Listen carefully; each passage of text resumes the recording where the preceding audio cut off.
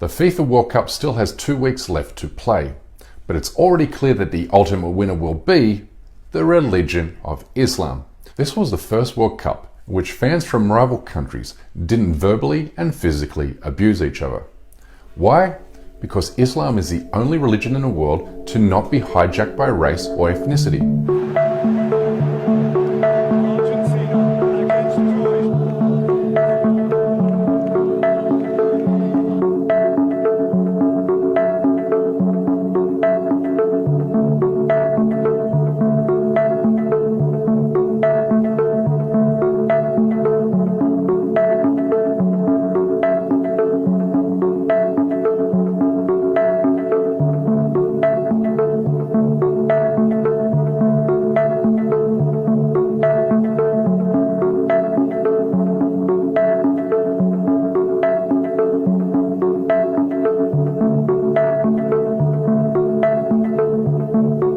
The FIFA World Cup still has 2 weeks left to play, but it's already clear that the ultimate winner will be the religion of Islam. Because for the past 4 weeks, the Islamic faith has been showcased to a global audience like never before. Today, Americans, Brits and Europeans are discovering why Islam is the world's fastest growing religion, despite a concerted effort by the Western media to undermine positive reports about Qatar, the first Muslim country to host the tournament, which got underway with this incredible recitation of the Quran.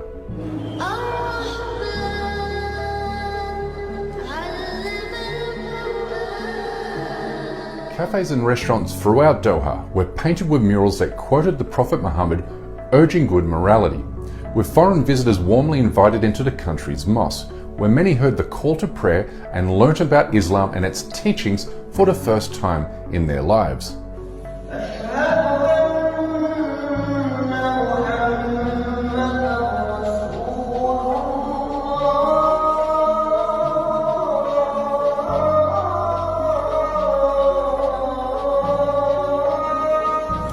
Our visitors to Qatar are experiencing what it means to be welcomed as a stranger in the Muslim world. And as someone who's lived in a Muslim country for more than a decade and spent time visiting with Palestinians in their homes in Gaza and the West Bank, I can assure you the welcome you receive as a non-Muslim person is second to none, which is why I'm so happy that Qatar has given the rest of the world an opportunity to experience what I have. Put simply, a global audience has been shown a side of Islamic culture that the Western media and Hollywood have long kept deliberately hidden from view to lend support for US foreign policy objectives in the Middle East. Okay, so I watched the opening ceremony yesterday and I was very moved, and I love the idea that an occasion like this does, it breaks down barriers and it brings people together and it unifies us all under one common goal, which is to beat the other. No, to be unified. Of course. In Qatar now, you're here, right, you're seeing it. Is it different to what they said in the media?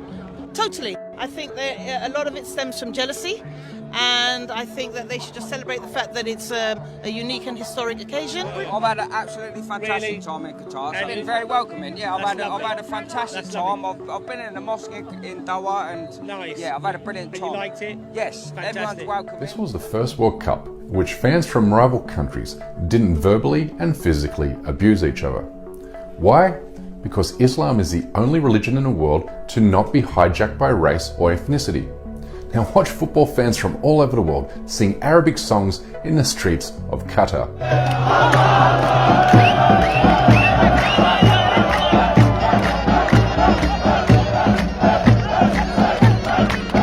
Now let's remember that Qatar copped a lot of flack for sticking to its Islamic principles in banning sales of alcohol at the tournament stadiums.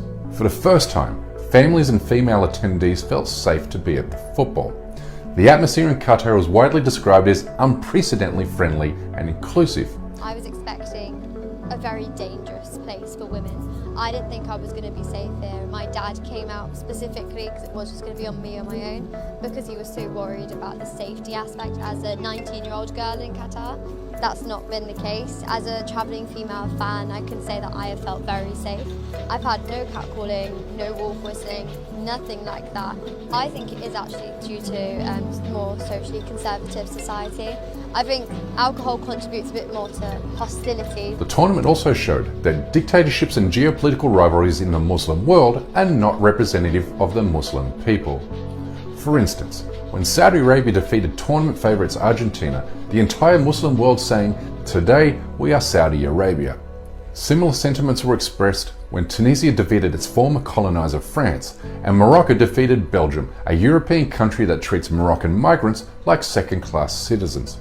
But rather than gloat in victory, the players from these countries showed the world how Islam guides them towards humility and grace, which is an aspect of the religious faith Western audiences have long been denied a view.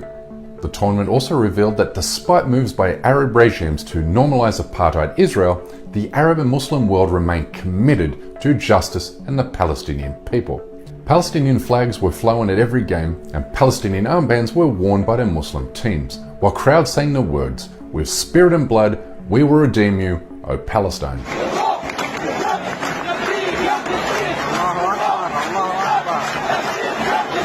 This is what Islam does. It not only promotes justice and human rights, but also instructs people on how they may live together in peace and harmony, regardless of race, class, or beliefs.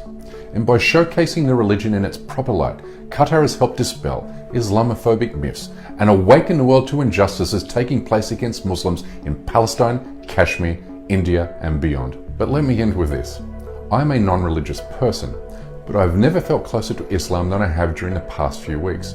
And while I have no idea what the future holds for me, I do know that this is a religion that fosters community like none other. And we all got to see this for ourselves during the FIFA World Cup.